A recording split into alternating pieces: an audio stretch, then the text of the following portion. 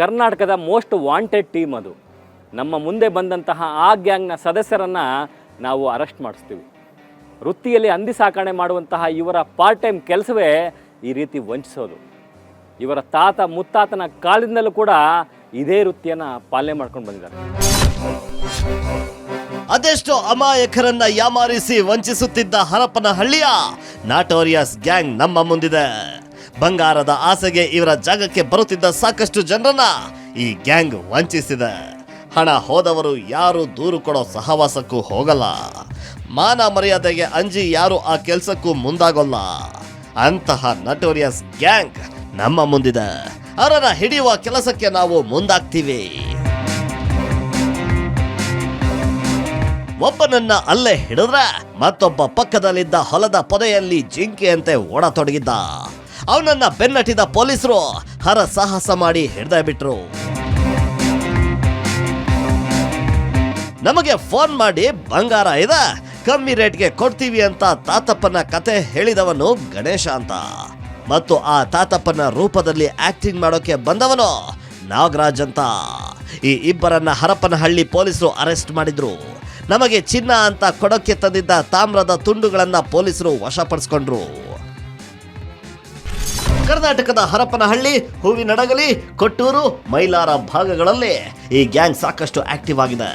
ಯಾರಿಗೆ ಫೋನ್ ಮಾಡಿದ್ರು ಇವರು ಹೇಳೋದು ಒಂದೇ ಕಥೆ. ಪಾಯ ತೆಗೆಯುವಾಗ ಚಿನ್ನ ಸಿಕ್ತು, ಬಂದ್ಬಿಡಿ, ಕಮ್ಮಿ ರೇಟ್ಗೆ ಚಿನ್ನ ಕೊಡ್ತೀವಿ ಅಂತ ಹೇಳಿ ಅಮಾಯಕರನ್ನ ಕರೆಸ್ಕೊಂಡು ಮೋಸ ಮಾಡಿ ಕಳಿಸುವುದು. ಇದೊಂದೇ ಇವರ ದಿನನಿತ್ಯದ ಕಾಯಕ. ಯಾರವರು ಗೊತ್ತಾ? ಅವರೇ ಮೋಟೆಗಾರರು ಮತ್ತು ಬೇಟೆಗಾರರು. ಯಾರವರು ಅಂತೀರಾ? ನಮ್ಮ ಮುಂದೆ ಬಂದು ಅಮಾಯಕರಂತೆ ನಟಿಸಿ ಕಮ್ಮಿ ರೇಟಿಗೆ ಚಿನ್ನದ ವ್ಯಾಪಾರ ಮಾಡಿದ ಅವರು ಅಮಾಯಕರಲ್ಲ. ಅವಕಾಶ ಸಿಕ್ಕರೆ ಕತ್ತು ಕತ್ತರಿಸಿ ಕೈಗೆ ಸಿಕ್ಕಿದ್ದನ್ನ ದೋಚುವ ಖದೀಮರು. ಯಾಕಂದ್ರೆ ಅವರ ವೃತ್ತಿಯೇ ಅಂತಹದ್ದು. ಕರ್ನಾಟಕದ ಪೊಲೀಸ್ ದಾಖಲೆಗಳಲ್ಲಿ ಅವರ ಭೀಭತ್ಸ ಕೃತ್ಯಗಳು ದಾಖಲಾಗಿವೆ. ಅವರ ಬಗ್ಗೆ ಒಂದು ದೊಡ್ಡ ಕಥೆನೇ ಇದೆ. ಯಾರವರು ಗೊತ್ತಾ? ಭಾರತದ ಅತ್ಯಂತ ಭೀಕರ ಕರಾಳ ಇತಿಹಾಸ ಹೊಂದಿರುವ ಅವರು 18ನೇ ಶತಮಾನದಲ್ಲಿ ಬ್ರಿಟಿಷರ ಆಡಳಿತ ಅವಧಿಯಲ್ಲಿ ನಿಷೇಧಕ್ಕೊಳಪಟ್ಟ ಸಮುದಾಯಕ್ಕೆ ಸೇರಿದವರು. ಹಂದಿ ಸಾಕಣೆ ಮತ್ತು ಕಾಡು ಪ್ರಾಣಿಗಳ ಬೇಟೆಯನ್ನೇ ಮುಖ್ಯ ಕಸುಬನ್ನಾಗಿ ಮಾಡಿಕೊಂಡಿದ್ದವರು.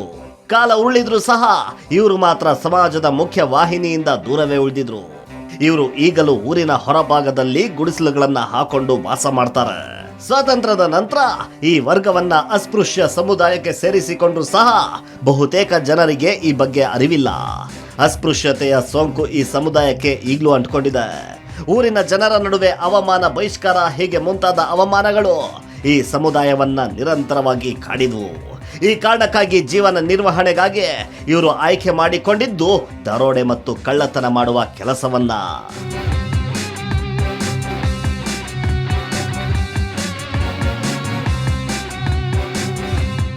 ಮೊದಲು ಹೈವೇಗಳಲ್ಲಿ ಲಾರಿಗಳನ್ನ ಅಡ್ಡಗಟ್ಟಿ ದರೋಡೆ ಮಾಡ್ತಾ ಇದ್ರು. ಪೊಲೀಸರ ಕಠಿಣ ಕ್ರಮ ಹಾಗೂ ಕಾನೂನುಗಳ ಬಳಿಕ ಇವರು ಕಷ್ಟಪಟ್ಟು ಕಳ್ಳತನ ಮಾಡುವ ಬದಲು ಸಲೀಸಾಗಿ ಜನರನ್ನ ವಂಚಿಸುವ ಈ ಕೆಲಸಕ್ಕೆ ಇಳಿದ್ರು. ಕಮ್ಮಿ ರೇಟ್ ಬಂಗಾರ ಕೊಳ್ಳಲು ಬರುವ ಜನರನ್ನ ಇವರು ತುಂಬಾ ಸಲೀಸಾಗಿ ಯಾಮಾರಿಸ್ತಾರೆ. ಮೋಸ ಹೋದವರು ಸಹ ಮರ್ಯಾದೆಗೆ ಅಂಜಿ ಯಾರೊಂದಿಗೂ ಈ ವಿಚಾರ ಹೇಳಲ್ಲ. ಈ ಗ್ಯಾಂಗಿನಲ್ಲಿ 2 ವಿಧದ ಜನರಿರ್ತಾರೆ. ಅವರೇ ಮೋಟೆಗಾರರು ಮತ್ತು ಬೇಟೆಗಾರರು. ಜನರಿಗೆ ಫೋನನ್ನ ಮಾಡಿ ಅಮಾಯಕರಂತೆ ಮಾತನಾಡಿಸೋರು ಮೋಟೆಗಾರರು. ಮರೆಯಲ್ಲಿ ನಿಂತು ದರೋಡೆಯ ಪ್ಲಾನ್ ಹಾಕೋರು ಬೇಟೆಗಾರರು. ಇವರೇ ಈ ಗ್ಯಾಂಗಿನ ಅಸಲಿ ಲೀಡರ್ಗಳು.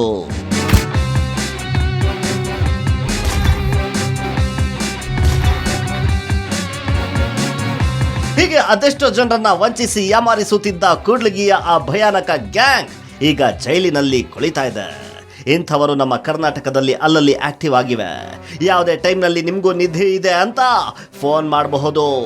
ನೀವು ಹುಷಾರಾಗಿರಿ.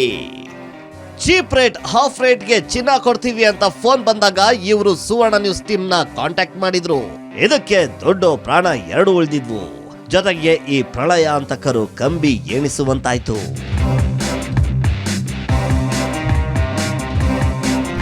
ಕರ್ನಾಟಕದಲ್ಲಿ ಈ ರೀತಿಯ ಗ್ಯಾಂಗ್ಗಳು ಮತ್ತಷ್ಟು ಆ್ಯಕ್ಟಿವ್ ಆಗಿದ್ದಾವೆ ಅನ್ನುವಂತಹ ಮಾಹಿತಿ ನಮಗೆ ಬರ್ತಾ ಇದೆ.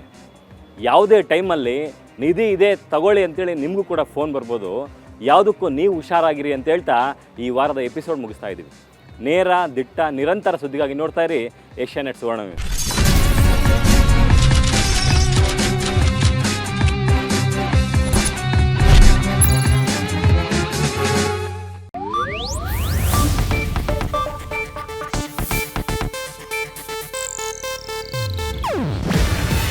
ಇದು ಏಷ್ಯಾನೆಟ್ ನ್ಯೂಸ್ ನೆಟ್ವರ್ಕ್ ಪ್ರಸ್ತುತಿ. ನೀವು ನೋಡ್ತಿದ್ದೀರಾ ಏಷ್ಯಾನೆಟ್ ಸುವರ್ಣ ನ್ಯೂಸ್.